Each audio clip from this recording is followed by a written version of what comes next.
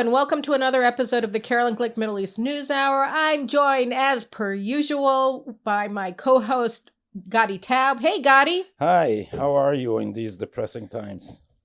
Well, I'm depressed and not sleeping well at nights, but aside from that, everything's great. Do you want to talk about what's happening? You do too wake up and say, Naftali Bennett, Prime Minister of Israel. Ah! That happens to me at night. No, actually, the problem is that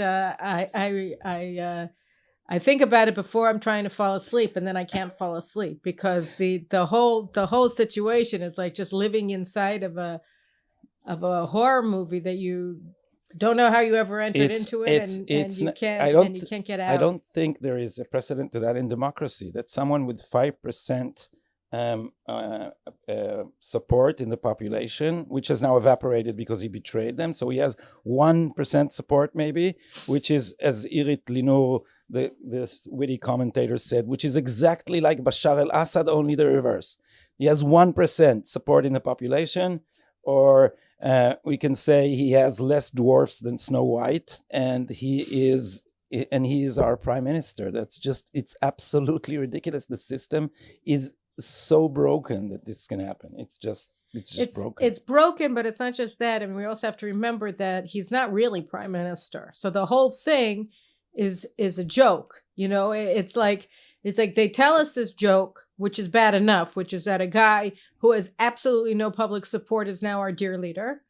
But then it works out that he actually doesn't have any power, and the real dear leader is the guy behind the curtain, and that's Yair Lapid. And more to the point, you know, that's the head of the media party, that, as they say, you know, all of the people in the media who have been demonizing Netanyahu for the past 25 years, and that's the owner of Israel's major newspaper, Yediot Achronot, a man named Noni Moses, and you know, he's very much involved in this. And the other person who's really in charge of this government is Esther Chayut, the president of the Supreme Court, and Avichai Mandelblit, the Attorney General.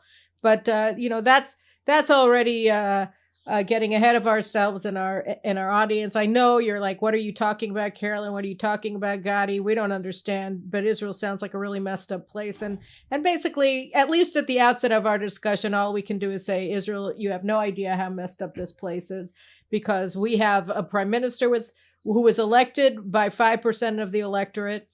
And the vast majority of that 5% hates him now. But more to the point, it's even funnier because he got 7 members of Knesset including himself, in his little tiny party, Yamina, which is an ideologically right-wing party that's Yamina, as in to the right of Likud. So all of these people are like hardcore right-wingers. And of the 7, only one of them, Amichai Shikli, who's an awesome guy, was willing to say, wait a minute, I'm not willing to betray what I've been saying and what I stand for and what I believe in and what I ran on, thinking that I was part of a right-wing party, and so I'm not joining your government. So he actually only has 6 members of Knesset, including himself, who are with him, okay? And so what they're doing now is that they passed this law. It's called the Norwegian law, after, you know, the great democracy of Norway, which allows ministers in a government, in a parliamentary democracy, to resign from parliament and then be replaced by the next people on the list, their party list for office. And so what Naftali is now engaging in, because he wants all of his ministers to be able to resign so that they can devote themselves full-time to their important jobs in his important government and highly competent government, is that half of the people on his list don't want to be a member of his coalition. So, you know, through some extraordinary means of persuasion or another, and, you know, we can only imagine what's involved here, all of the people who oppose his government are resigning to make room for people who support his government. I wouldn't want to characterize the conversations that they're having with Naftali, but you can. Yeah, we don't know who really is resisting and who isn't, although it seems that the next person on the list, Maimon, is resisting, but they made a No. He announced that he was resigning. resigning, from the list. but he did not. He does not agree to the move to the left. Yeah, but that doesn't matter. By resigning, he's not the first. He did the exact same. He just strengthened the government. What was that? Who was the first to do that? It was the mayor of. It was of Sderot. Sderot. Alon Davidi. So he was and then we knew that Naftali was heading for the left and not the right, and these people are just abdicating their moral and political duty by as we say in Hebrew, lichotz benikyon kapehem. By what would you say in English? We're just keeping our hands clean. Of course, you're not, because by resigning, you're just as culpable for what happens as the person who supports it. But supposedly, it wasn't your hand that held that got dirty. It's like murder for hire. I'm not going to do it. I'm just going to pay you to do it. So I'm not responsible for the person that you're killing. Like, for instance, Israeli democracy. But they made a whole show in order to lessen the pressure on them. Two members of the list that are now in parliament, in the Knesset, made a whole show of how they have stomach aches, on how their conscience is they're deliberating, they can't do it, they're thinking, and it was all a show. It was all a show, and we knew it was entirely a show because Ayelet Shaked, who at one point many believed would head the right. She's Naftali's female doppelganger, right? I mean, they basically just go together all over the place and pretend that they're separate entities, but they're really just two heads on the same monster, where she gets to be the one with the morals and he's the bulldozer moving ahead, but they're both working hand in glove. But what she did is she leaked to her friends in the press that she might be stopping this move in order to lessen the pressure on Naftali so he can go on with it.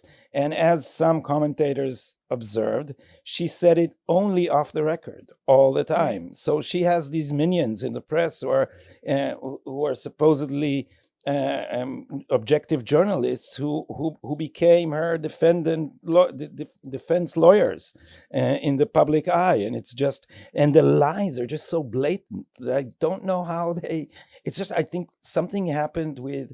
And I think this is partly the media, and it started in America. The media has given itself a license to lie in the age of Trump. That's what happened to the American media, and ours is following suit. Although there was always this never Bibi tendency, it just becoming more and more blatant, in which it is clear to the journalists that their mission is to change their government, and that reporting news is just a means.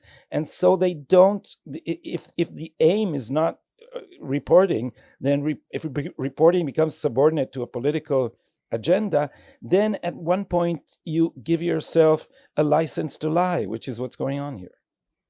Well, I think that it actually happened under Obama. I mean, remember we had Ben Rhodes, Obama's deputy national security advisor, bragging that he created an echo chamber of the media. And he talked about the way that he manipulated the media, and he used all of these NGOs, which were all straw organizations that are all propaganda organizations for the Iran nuclear deal, and posing as experts on the issue, and then giving it to these reporters in Washington who he said are all 27-year-olds who know absolutely nothing, right? And so they were doing this, but these 27-year-olds who knew absolutely nothing knew that they liked Obama and that they wanted to do anything they possibly could to allow, Saint Obama to move forward with his crusade to realign American Middle East policy away from Israel and Sunni Arab states and towards Iran and the Muslim Brotherhood, the two most prominent supporters and engines of terrorism on the face of the planet. So they all thought that was great because Obama was doing it, and Obama is all-knowing and wonderful, and sweetness and light and all things, and a saint. So they were very willing to go forward with this, and the demonization of Trump, I think, was less. Even though everybody says, oh, it's all his fault, his terrible acerbic personality, he's such a flamboyant person, he's crazy, he's this, he's that, he's the other, it wouldn't have mattered. Trump, because of that personality, was able to beat Hillary Clinton. And I think that they took it as a crime against humanity that he dared to interrupt their party. And so that was when they sort of lost their mind, but they lost their journalistic scruples. They lost their professional ethics and destroyed the profession of journalism during Obama's administration. And the Israeli media has always been me too, I'm with you, because they want so badly to be loved by CNN and all of these really anti-Israel also reporters and editors. But Gar, I still think that although you're right that it started under Obama, Trump was a turning point, and the Russia hoax, the Crossfire Hurricane investigation was, for me, because I argued about this here, and I saw the power of delegitimization, that they brand you with conspiracy theory, they sell you the most blatant lies, and then if you and it's a herd, and and what I noticed is that under Obama they still had a pretense of attachment to truth, but when you look at what happened to the New York Times after the Mueller report, there was a town hall with Dean, I forget his name, the editor of the editor, Dean Banquet, Banquet, whatever the hell his name is. And anyway, he said we found ourselves slightly flat-footed, he said, after this thing collapsed, and we need to move to something else, which is to report differently about race. And this is when they inaugurated the 1619 Project, which is an absolute lie, which is a complete manipulation of it. It has some facts, to be sure, but it's an attempt to reconfigure the narrative about America without letting the facts disturb you. So I think that we are at this stage now here too, and that the BBK, we'll talk about them later. The BB. No, why don't we talk about it now? Because we're talking. Sure. Because I think it's really important. I mean, this is our Crossfire Hurricane, right? This is what's happening here. We're talking about, but just to sort of put it in context, we're talking about the fact that we have this government, right, that is based entirely on lies. Last week we discussed the postmodernism at the base of this government, that there's no context, that there's no past, there's no future. It's just whatever they say the truth is at any moment. It's their narrative. And by the way, their narrative is right because they're professionals and they know, and they're responsible adults. And anybody who disagrees with them is an extremist and a fascist and a BBist, which is what they call people who are members of a cult of Bibi and all of the rest of it. So we're demonized in Israel, just like the teabaggers. Remember, they called them the teabaggers, and then I think they call them the Trumpsters or whatever. It's the same kind of demonization, but none of this would be possible. This postmodern anti-democratic government, which, by the way, just suspended the operation of Knesset until they can figure out how to do it and do their job of ruling us at the same time. Did you know that? They put out a decision that nobody's allowed to submit bills to the Knesset for the next month because they just don't have the manpower to handle them. So they have just canceled democracy for the nenext month. That's what they did. First, they stole our votes, right? They formed a government that, in the face of a clear mandate for the right, they formed a left-wing government. And we're going to talk about some of the things that they're going to start adopting very quickly right after we talk about this. But none of this would have been possible if they hadn't first produced a legal fiction, right? The case against Netanyahu that had enabled everybody to demonize him. And we had these mass rallies outside of the prime minister's residence for over the past year throughout the pandemic of these crazed, lunatic, hate-drenched left-wingers who and by the way, it was paid for by millions and millions of dollars were invested in the prime minister anti-Netanyahu demonstrations where they were inciting for the murder of the prime minister and his family members.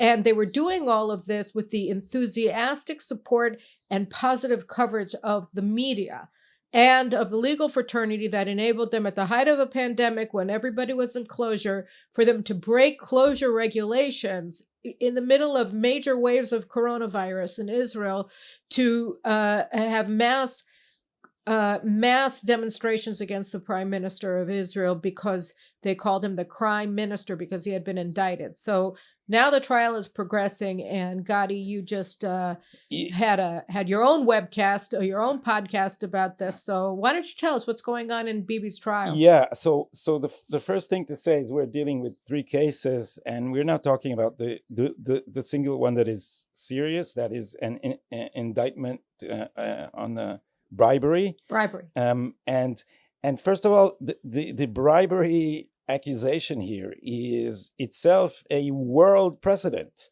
because the bribe deal here, they claim, is that Netanyahu gave regulatory license to a very big telecommunication firm held by one of his friends and allies in return for positive coverage in one of the websites owned by this corporation. And it's amazing because this website was extremely hostile to Netanyahu.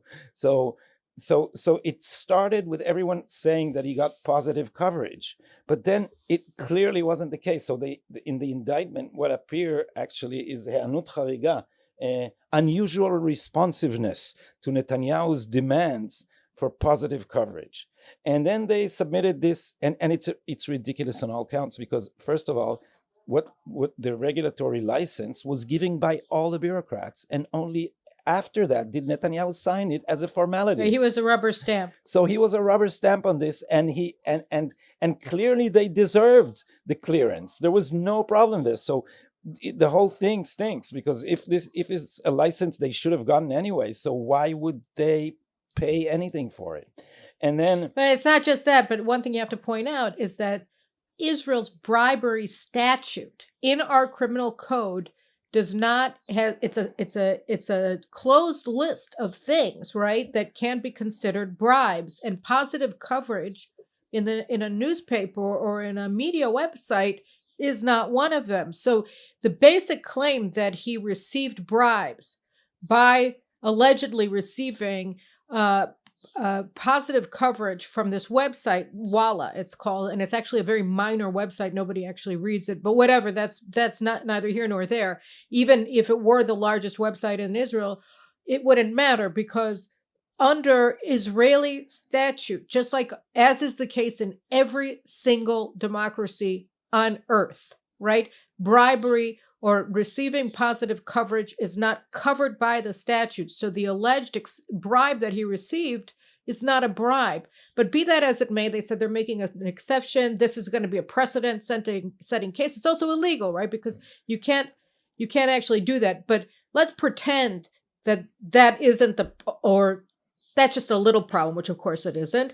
And then we can move on to what's happening now in the trial, right? Because the trial. Who on earth makes a legal precedent in a trial of a prime minister that you're trying to remove from power? This is outrageous. Israel's incredibly corrupt.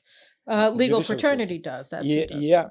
So the other side of this is a unusual responsiveness to Netanyahu's demands. Now, outrageously, after this, it's worth getting into another time, because the Attorney General and the police have done multiple fouls, crimes even, in this investigation, which was opened without the proper procedure, and it's just unbelievable. And now it came to court, and the judge, one of the judges, Oded Shacham, said to the prosecution, he said, "Well, you're claiming that there's a forest, but you're not showing us any of the trees." Which is to say, where was this unusual responsiveness? What are the actual evidence? You're just saying this. So the Attorney General went back to work and produced a list of 315 cases of unusual responsiveness. So what happened is this is a lot to check, because now you have to make many comparisons in order to verify this. And Netanyahu has a legal team, but it's limited. So there's the people I interviewed on my podcast are a group of volunteers who call themselves the 315 Project. And they went to check each of the trees comprising this forest. And it's just unbelievable what they found. In many of the cases, there was no responsiveness at all. There was a request that was just not answered. And they're in the list. So that's out. In many other cases, they found that what appeared on Walla appeared everywhere else, And on all every the rest other. of the media outlets. So that's obviously not unusual responsiveness. And then they discovered, and this is the most outrageous, because if you'd write it in a comedy, you'd say, no, come on, don't be ridiculous. It turns out that they didn't compare it to the people of Walla, their responsiveness to other politicians, which when you do, it's not at all unusual. But they don't have a benchmark to compare what unusual is, because they don't know what the usual is. So the whole thing is just so completely and utterly ridiculous that had we had real journalism in the media, which we don't, really investigative journalism, in real commentary, people would be screaming bloody murder and say, cancel this trial. It's a travesty. It's a joke. But no, we have. And just to give one example, because you probably know it too, but no, I was going to say that the most slanderous thing, that if you want to imagine what the coverage of the Netanyahu trial is in the Israeli media, television, press, and internet, then think of the New York Times and Washington Post covering the Mueller investigation and the Crossfire Hurricane. That's how objective and honest it is.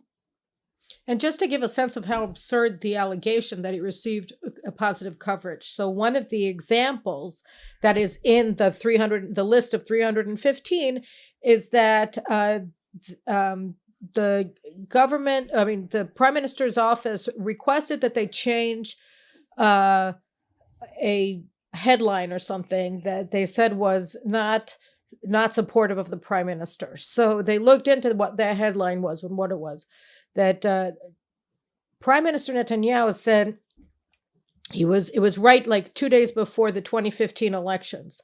He was touring the neighborhood of Har Choma, which is a neighborhood in southern Jerusalem that was established during his first tenure as premier in 1997. Okay, and Netanyahu got into a huge fight with Tony Blair, who was then the Prime Minister of Great Britain, because the British were trying to block the building of this new neighborhood in Jerusalem.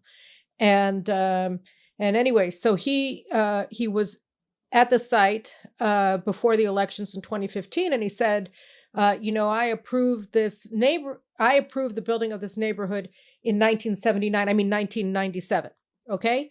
And so they had this headline in Walla that said, Netanyahu confused again, right? He says 1979 when it was really 1997. And, he like immediately had corrected himself. He said 97. But they didn't say that. They said he was confused and he couldn't remember what year he was talking about. And it was just that he had misspoken.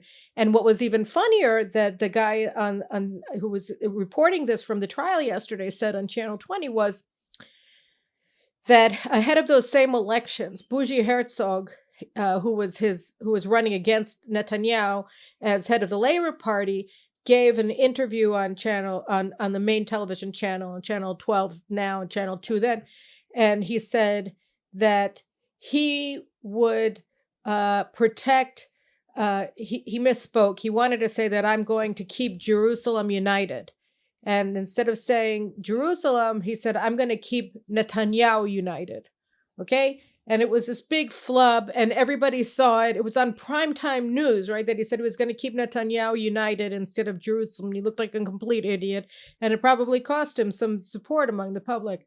So Walla, this website, changed what he said in their headline. They said, Bougie Herzog said he's going to keep Jerusalem united. Totally ignored that he had misspoken, gave him the benefit of the doubt, wanted to make him look smart and not stupid. So Netanyahu made this mistake and immediately corrected it, and they pretended that he was... Anyway, so the fact that they ended up correcting the headline, there's a distorted, slanted headline that they had first published after Netanyahu's office asked them to, this is now in the indictment, right?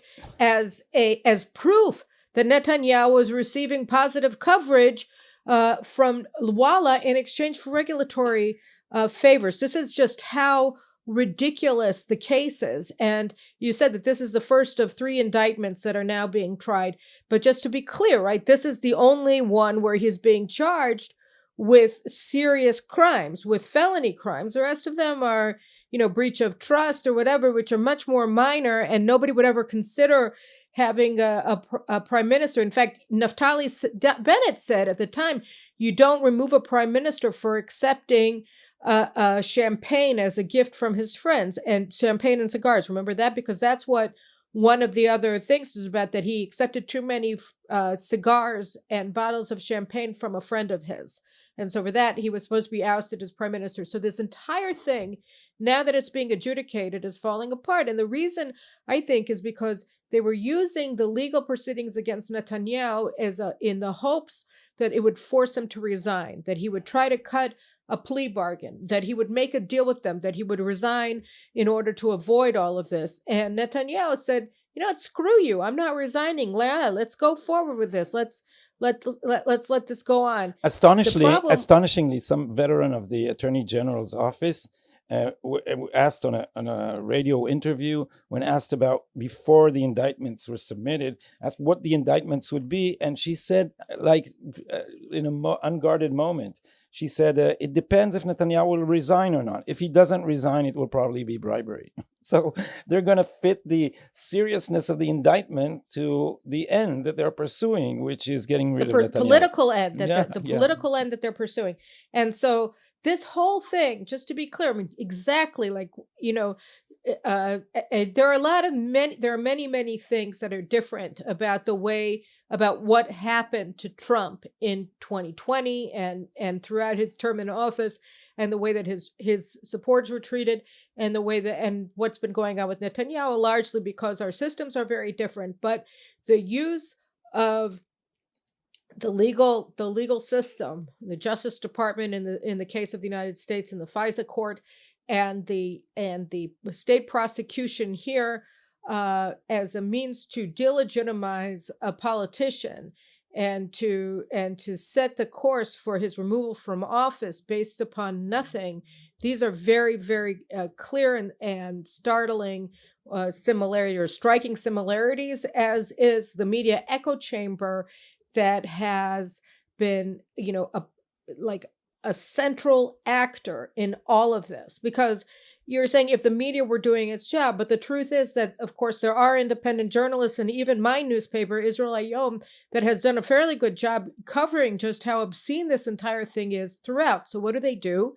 They never quote anything that's they, meaning the media establishment, the broadcast news, the radio, the other newspapers. They will never actually follow up on a story that is exculpatory or supportive of Netanyahu or critical of the legal fraternity that has been persecuting him and engaging in abusive behavior and illegal behavior. Because the other thing that's so startling about this trial is that you see just how many laws the state prosecution broke on the road to indicting Netanyahu. I mean, all of the laws of procedure, all of the laws of disclosure, all of the due diligence that they were supposed to do in vetting witnesses and in vetting evidence and going over evidence. Like you said, they denied the defense the right to see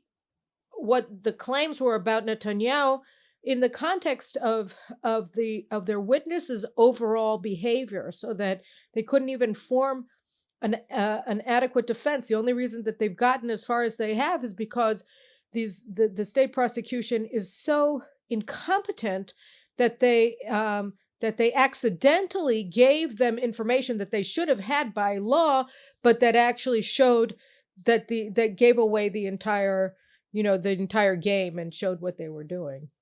So there have been in multiple issues around this trial and indictment where the prosecution has not just violated the law, but also tried deliberately to prevent, allegedly deliberately, to prevent from the defense the information that it needed. And much of this information obtained, this would have never passed muster in an American court, because we don't have a a tradition of disposing of the fruits of a poison tree. We don't. So information that the Attorney General got illegally is still introduced to court. This would have been, by American standards, this would have been thrown out of court long ago.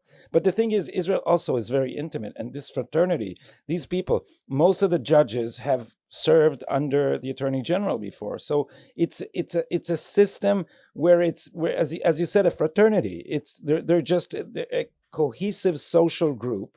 And the one reason I think that even though it's clear now that the case is disintegrating, they would still convict him. I hope I'm wrong, but I think you're right, because it's a 3-judge panel, and the judges were chosen by the Supreme Court President Esther Hayut. And of the 3, the one that you mentioned, Oded Shacham, is the one that's considered to be open to information, and the other 2 are based upon what people around them said about them, and also about what we know about previous statements that the Chief Justice herself made about Netanyahu. It's fairly clear that they don't care what the evidence is, and she controls their promotion. You need to remember that she controls their promotions as judges. The Supreme Court President. The whole system is a hierarchic system, and so even people of the left, but are very honest people like Professor Ruth Gavizon, God rest her soul. She was a friend and a very honest jurist. She received the Israel Prize. Said on Facebook that she doesn't believe that Netanyahu has a chance to get a fair trial. And I think that if they in the end, if they exonerate him, what this means is for the whole legal system, the whole legal system put all its reputation on this case. It's collapsing now because even the judges who are part of the same fraternity have been reprimanding them. What is this thing? This thing I quoted that Oded Shacham said, that Judge Oded Shacham said, that you're presenting a forest without trees? I'll translate for you. You're presenting a case because we say so without evidence. This is, and these people have been, I don't know how many millions of dollars, shekels they've invested in this, and the 25 brightest lawyers in the Attorney General's office, and this is the sloppy, unbelievably mechura. What do you say? It's full of holes like Swiss cheese. And this is the work that they did for 3 years now. They sat on this. It's just mind-boggling. And if the judges just throw it out, then this means, in terms of the reputation of the Attorney General, it will be horrendous. But I think the whole thing is going to be horrendous for them because, as El Segal, my friend and the great journalist here, investigative journalist, has said, the Attorney General have been the Praetorian Guard of the left in government here for many, many years, but they did enjoy a professional reputation. And then El Segal said this is going to be their undoing, because he said, when you try to hunt down Moby Dick, your ship also sinks. And this is what I think we're seeing here. They've tried to hunt Moby Dick because Netanyahu is not the material of other marginal ministers, and he also enjoys huge public support. So when Olmert was removed from office by these people, and it turned out rightly, although it started politically, I'm sure it started politically. But when he resigned, he had absolutely no support from the public. Nope. And Netanyahu, think of this, 4 rounds of elections, and about half the population votes to, if not directly to Netanyahu, to a coalition that Netanyahu is supposed to lead. So although he has 3 indictments hanging over his head, half the public does not believe that he's corrupt. They don't believe this. They think this is political persecution. So I think that, having said that, and going back to politics, actual elected politics, as opposed to politics as practiced in Israel, which gives basically control over the political system to non-elected officials, and the media, I think we should talk about this unelected government that we have, this unelected prime minister that we have, this unsupported prime minister that we have, Naftali Bennett, and the people who are actually controlling him. And I mentioned too, I said the media, specifically the publisher of Yediot Ahronot, which you guys can't really understand it, but just, I mean, it's sort of, I wouldn't even know what to compare him to in the United States. I mean, it's sort of like the, there was a book written about the American media. I don't know who it wrote it. Not Marvin Cal, but I have it here somewhere. But he was explaining that what is written in the New York Times every day becomes the headlines or the top stories in the primetime news on all the networks, so that they read the Times, and based on that, they put together their lineup of stories for their major national broadcasts in the evening. And it's the same thing with Yediot Ahronot. Yediot Ahronot is a tabloid paper, but he also owns shares in the television channel, the largest television channel in Israel, and basically, even though it's a terrible newspaper, it's totally distorted. It's impossibly biased against the right and towards the left and all the rest of it. I haven't read it in years. I simply can't look at it anymore. But it sets the agenda. So my paper, Israel Hayom, is the largest circulation paper in Israel, and it's also a good paper. But it doesn't set the agenda because the media ignores it. Anyway, so I said Noni Moses, the publisher, he's one of them. But inside of the government itself, and this is something that people don't understand. I wrote about it in my article in Newsweek that's going to be coming out later this week. You have a lot of pro-Israel Americans, American Jews, American non-Jews, just who support Israel, who look at this government and say, well, Carolyn, why are you hyperventilating? Gadi, what's your problem? Why can't you sleep at night? After all, Naftali Bennett is a man of the right. As Carolyn said, right, she ran with him for Knesset 2 years ago because, the platform, I wrote most of it. You know what I mean? It reflected very much my positions as somebody who is very clearly a conviction type of girl. That's what I care about. And so there was nothing in the platform or very little in the platform, put it that way, that I wouldn't have signed on my name, with no problem. And certainly the things that I didn't completely agree with were not voting issues for me. And yet, so if this is the guy, if this is what he was running on, what are you concerned about? Israel has a right-wing prime minister. Why is the right in mourning? Why is the left celebrating? And the answer is, aside from the fact that he's shown us just how, not even skin deep his convictions are, he's exfoliated his convictions, as he's become prime minister. He doesn't actually have any real power. They claim that this is a government that has parity between the left and the right, that no decisions can be made in the government without both sides agreeing to it. But there are a lot of things here that are not true, and all you have to do is look at the numerical breakdown of the coalition.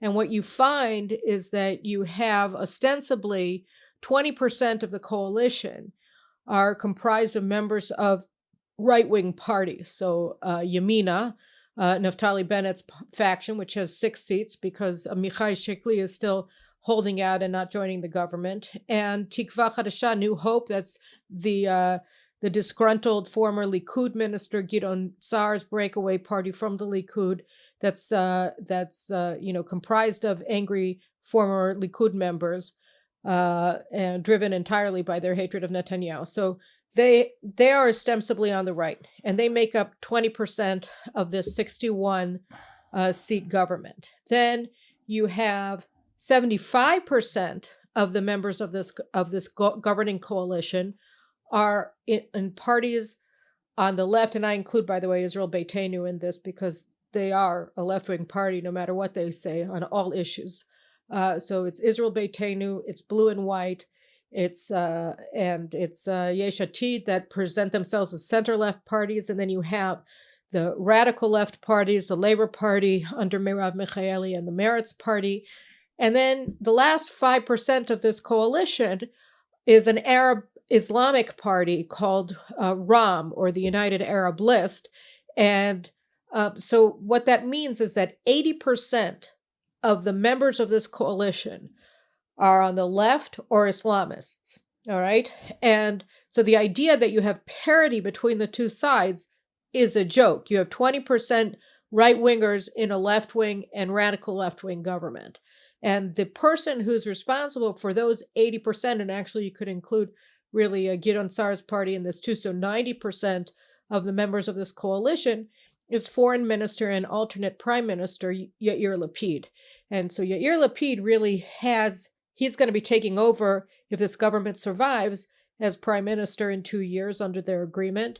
Naftali will rotate out and become Interior Minister, I think. And so this is the deal. And the idea that because Naftali is a man of the right doesn't have anything to worry about, it fails to take into account just the simple math related to this government. And that also brings you to another aspect of it, which is that, you don't need to bring most policies to the government for approval. Ministers have control over their ministries ostensibly, and the vast majority of the work of government does not require any votes. But in the event that they require it, and the votes are going to sort of be weighted to give the 20% of the government that's right wing equal say in things, all that means is that some of the more radical proposals by the left can be blocked when they get to a level that requires cabinet support. And by the way, all such initiatives by the 20% of right-wingers can also be blocked. So the best situation that you can hope for in this government is paralysis. But actually, the policies that are going to be advanced are very, very far to the left. Because there's no such thing as paralysis. So what you will see is horse trading. So there will be deals when they say, we're talking about the appointment of judges, that the right will get to appoint one judge for every 4 the left gets to appoint. Because things will have to move, because government would have to work, because judges would need to be appointed. And this is true of everything. There's this one guy, he's a Twitterati. He belongs to the Twitterati class. Barak Cohen, a very vulgar leftist. And yesterday... he's also a bully. I mean, he goes to people's houses and he's a thug. He bullies them. And he bullies and he interrupts broadcasts of right-wing radio and television hosts. But he tweeted yesterday, Ayelet Shaked tweeted something that she will move to... deport the illegal immigrants from Africa that have been an issue here in Israel, and it was one of her causes, and so he tweeted, "It's a shame we can't bring this spice of the original Hebrew vulgarity." But what he said goes something like this: Ayelet, sweetie, I saw that you tweeted something about deporting the Mevakshei Miklat, the asylum seekers, which are not. They don't need it's a leftist. They're illegal aliens. Euphemism. They're illegal aliens, right? So I wanted to tell you, he says, that we have enough fingers in the government in order to return you to the dark racist corner, dark racist deplorable corner from which you came. Tanuchi neshama. Carolyn, how would you translate that? Tanuchi neshama. Oh, you sweetie, just relax. Yeah, just relax, sweetie. So someone tweeted back, we don't understand. Yesterday you cheered her for joining the coalition. And he says, yeah, we celebrated the moment in which the idiotic fascist had turned into our puppet for a seat near the government table. So this is taking place on Twitter before the government is even formulated, which means they will take, Naftali and Ayelet and all this Yamina party who have deserted and moved and stole the vote for the left have nowhere to return to, and so this is why Naftali will have no power. Whatever. What can he do? He cannot, if he now dismantles this government and goes to election, he will be swept out. He doesn't even pass the threshold for entering the Knesset. So they've got it. He's a hostage. So it's not just a numerical balance between the factions. It's that he has nowhere to back to. There's only a precipice. You say precipice behind him? A precipice behind him. I mean, No, you're right. I just wanted to say where this is going. I mean, like, because we have another about 15 minutes left, and I wanted to devote it to what this all means for Israel, because it means certain very important things. Do we have to talk about this? Well, it's kind of important. It is our national survival and all that. I guess it's Israelis survive many times by blocking things out. At good times, we block out dangers. And, Ben Gurion was amazingly brave when he declared independence in the face, without an army, in the face of regular armies all around us. So you have to make this leap of faith. But now it's not a leap of faith. This is just it's a leap into the depressive abyss. I didn't tweet that, but I thought if these were biblical times, then I would say that God is not only punishing the people of Israel, he's doing it by mocking them, by humiliating them, with putting at the head of the government these two clowns, Naftali, Bennett, and Yair, Lapid, people whose words don't mean anything, people who are complete lightweights, who are Naftali Bennett wrote a book.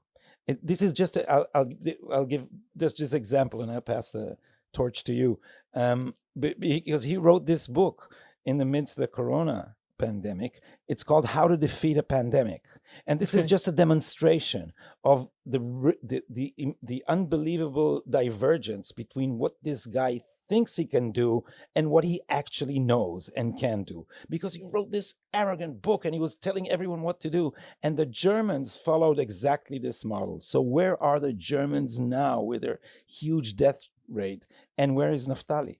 And he was going to write, his plan was to write to the prime minister's office on this issue, that the pandemic is the only thing that's important, and we'll put all the rest on hold, on the back burner. And now the pandemic is gone because we didn't listen to Naftali Bennett. We listened to Netanyahu, and now we defeated the pandemic. So he moved to saying, okay, now only economy matters. We have to get back to work. Only economy matters. Forget all the ideological stuff. And then he formed the government, and his party didn't take any of the economic portfolios. Nothing. Just nothing. It's just astounding how nothing has meaning in what these people say. No, nothing. And by the way, the funny thing about his crappy plan for beating the pandemic and his economic plan, which he liked to call the Singapore plan, he plagiarized both of them from the strategic advisor who he didn't pay, and then he didn't give him credit for his work. And the guy is now threatening to sue Naftali, and he's demanding $250,000 shekels, which is about, I don't know, $75,000 in back payment for his work, which Naftali stole. So, I mean, it's just so ridiculous. Not only does he not care about anything, but he stole the things that he claimed he cared about from somebody else who thought that he was going to get paid for his work. So, I mean, this guy's a complete charlatan and also a buffoon. But we do have to talk about it. By the way, just in regards to, he's got no exit plan. He's got no exit strategy from what he's done. Mai Golan, this Likud member of Knesset, this young woman, she called Naftali and Gideon Sa'ar suicide bombers. And can you call them suicide bombers? But they're like kamikaze pilots, right? I mean, they don't have any way to get home. And that's why, part of the question of how long this government is going to last for is how many members of their factions are joined with them in this suicide pact. How committed are the members of their crappy factions that just turned their backs on everything that they claimed they stood for throughout their entire careers, right? And from childhood, really. How much are these jerks who are with them in the Knesset committed to dying along with them for this government that's going to do what? It's going to be pushing very, very far left-wing policies. So for instance, and just to go back for a second to the comparison to the last government, Naftali made the claim, his stake for legitimacy in stealing his voters' votes and forming this government that's completely dominated by the left, the far left, and this Islamist party that's holding on to them, that has them by the throat because they can leave any time that they don't get their way, because they don't care. It's no skin off their back. They have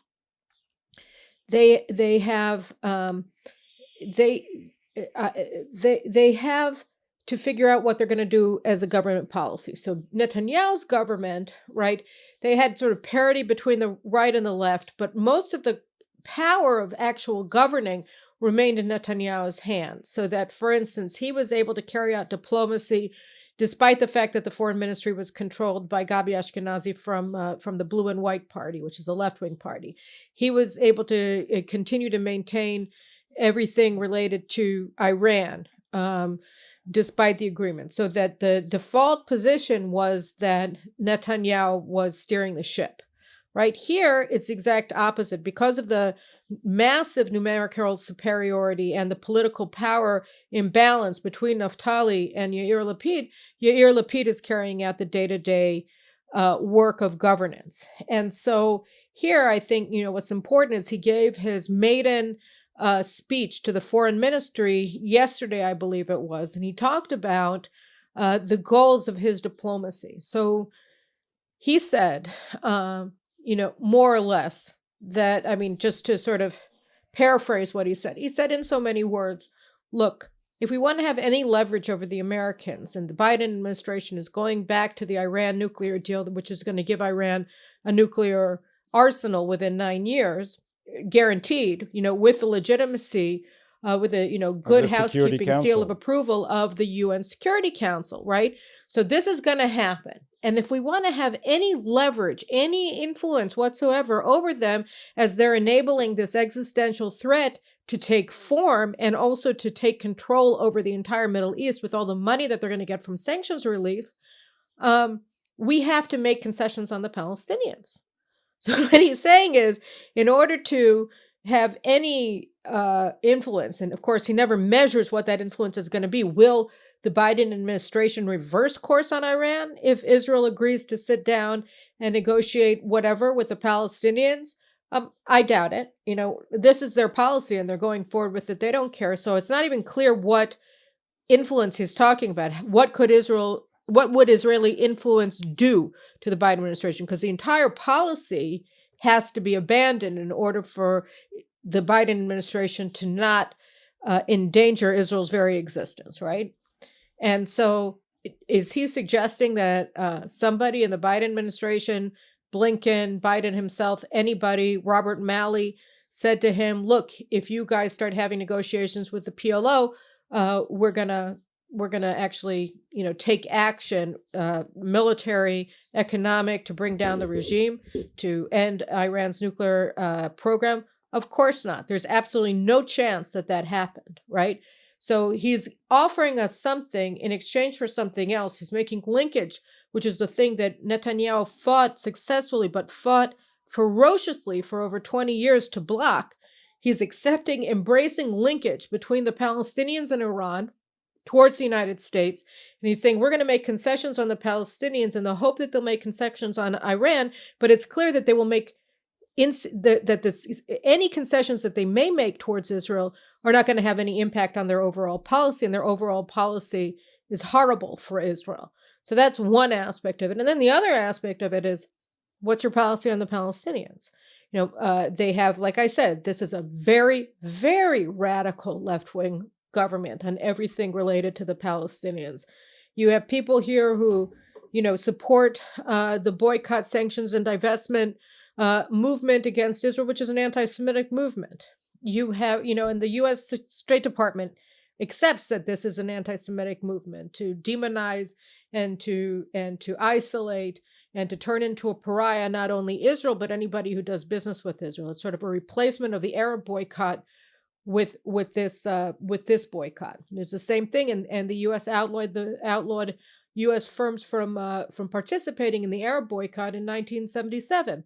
So here, they have laws on the book banning this, and you have members of the Israeli government who support it.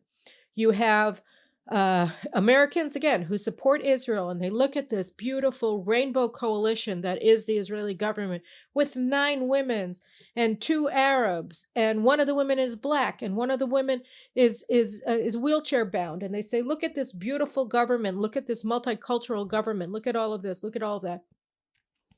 But what they don't realize, and this, the fact that you have 2 Arabs, Elias Frej in the Meretz party, which is an anti-Zionist party or a post-Zionist party, and then you have Mansour Abbas, who's the head of the anti-Zionist Islamist party that we've discussed many times over the past several weeks. And I was thinking maybe we should see if they're friendly or not. And they've clearly come out of the closet. There's no doubt that they are a Muslim Brotherhood party.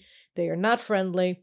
But everybody says, see, his participation, the Ram, the Islamist party participation in the government, and Elias Frej as a minister in this government, that's going to prove to all of these AOC types, all of these Ilhan Omar types, that it's ridiculous to accuse Israel of being an apartheid regime. Except both Elias Frej and Mansour Abbas, who are walking, talking, living, breathing proof that Israel is not an apartheid state, accuse Israel of being an apartheid state.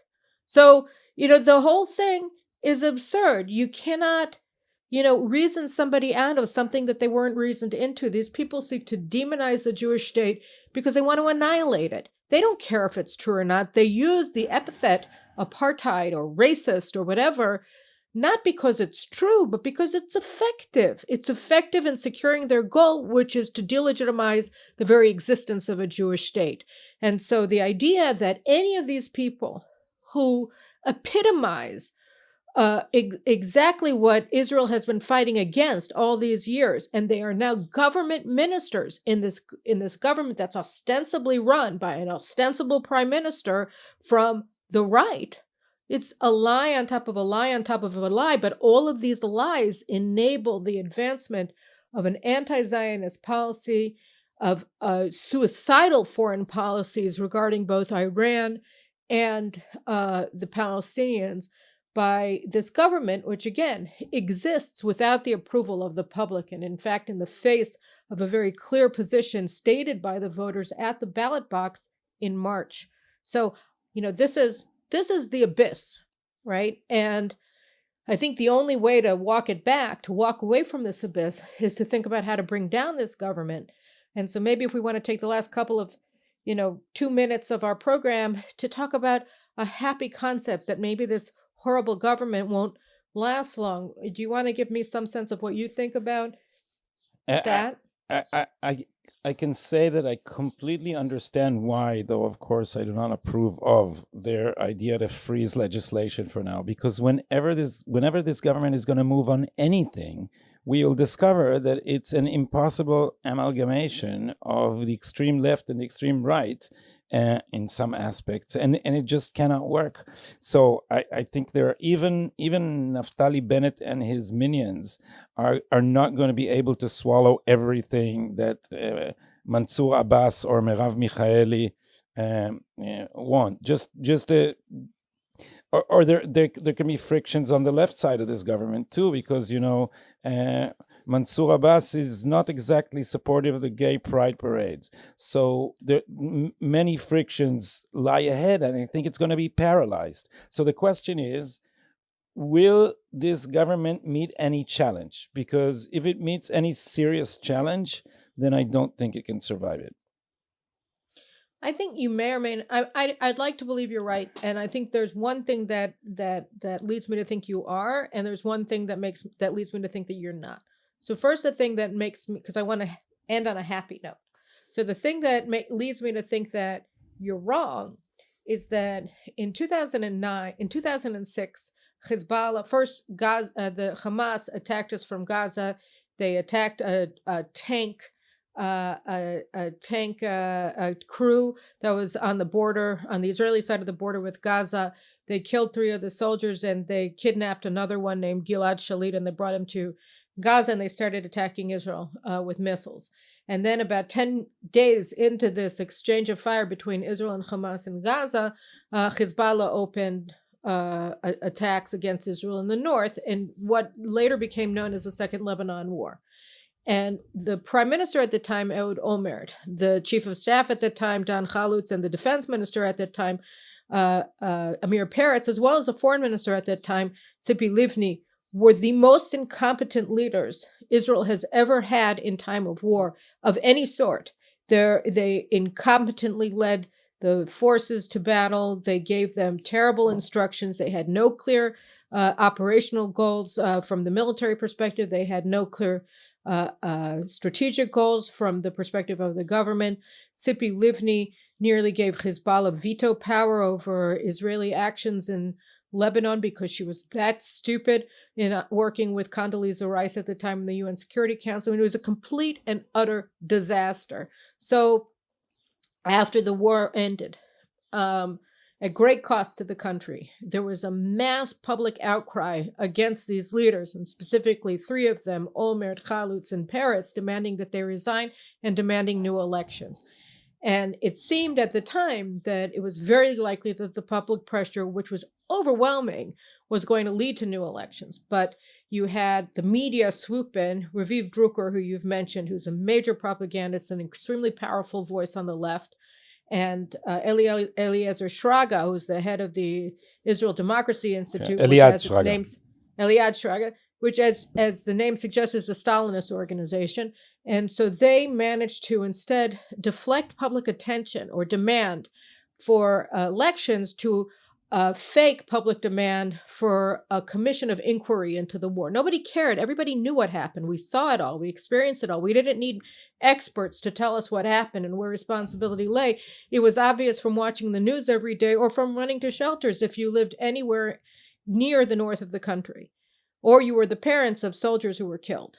Everybody knew exactly what had happened, and nobody cared. And they were able to deflect that into this commission of inquiry, which ended up lasting for 2 years before it ended. So that didn't do anything. Olmert remained in power, unapologetic for what he had done. Today, he claims that the Second Lebanon War was the greatest military victory in Israeli history, and he says it with a straight face. And he wrote about it in his idiotic book that he wrote from prison. And so that's one thing. And then on the other hand, the good thing, and the reason why I do have some hope, is that the head of the opposition is none other than Benjamin Netanyahu. And, you know, I think he is obviously not only the most popular politician in Israel, he's also extremely competent. And the opposition that he leads has 52 members, and they are very angry, and they are very dedicated to bringing down this government. So I think that to the extent that anybody would be in a position to place just sort of impossible pressure on members of this government to run away or for the government to crumple into itself, I think that we do have the best leader of the opposition for that role. But, you know, it's anybody's guess how long this thing lasts and how much damage they're going to be able to accomplish before they're gone. So that's our happy note, right? Yeah, I have another happy note. At least there'll be a lot of laughs. It's so ridiculous and so grotesque that it'll also be funny. If you're inclined to black humor, that is. Well, if it's dark humor, you know, you just have to make sure that you don't give me too many jokes before I'm supposed to fall asleep, because I gotta get to sleep, man. No, and I don't remember being so depressed since being on the left. Then Netanyahu was elected in '96. And just goes to show. I was skipping through the halls of the defense ministry. I was in the army at the time, and his slogan was with a friend of mine, and everybody was in mourning. It was like they were sitting Shiva because Netanyahu had just beaten their Lord and Master Shimon Peres. And so we were skipping literally through the hallway of the defense ministry, myself and a colleague of mine, singing Netanyahu's campaign jingle, Netanyahu, Sim Shalom Batuach. Oh, we're going to make peace, but it's going to be safe, you know? So we're dancing through the hallways, singing it, and everybody. But this is just to say that the wheel keeps turning, and you know. One day you're up, the next day you're down. 2,000 years you're in exile, and then the next day you have Zionism. So don't despair yet. We have thousands of years ahead. Anyway, I lost my earpiece, so that probably is a sense that's like the final thing that we have to say. Okay, Carolyn's lost her earphone, so we're going to just tell you all, subscribe to our channels on That's Rumble. exactly what I said. Oh, you just said it and I didn't hear you? No, I didn't. But I'll add that don't forget to press the little bell button because then you get push notifications. Yeah, it was a pleasure. At least we find some solace in this discussion, which at least you vent some. Yeah, and ventilate. And knowledge is power. Don't forget that, guys. If we want to win this battle in the war of ideas, then we need to keep informed. So Gadi and I will be back next week, and hopefully we'll have better news. And if we don't, we'll at least explain why we're so sad in what I hope is both illuminating and not utterly miserable way. So we'll talk to you next week. Real Jews, unlike woke people, never lose their sense of humor and never think there is something you shouldn't be laughing about. Well, look, you're talking to the mother of the only right-wing satire program Israel has ever seen, and we were the funniest program ever seen. It was a pleasure. All right, we'll talk to you next week. Bye, guys.